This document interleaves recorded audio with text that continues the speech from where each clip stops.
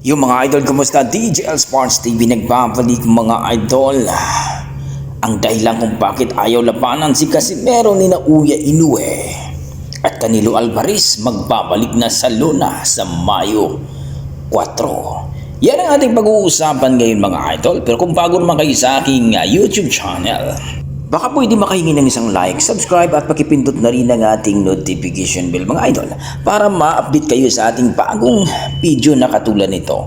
Well mga idol, balitang balita na po ngayon na magbabalik na po sa Luna itong ating undisputed monster din na si Canelo Saul Alvarez ngayong Mayo 4.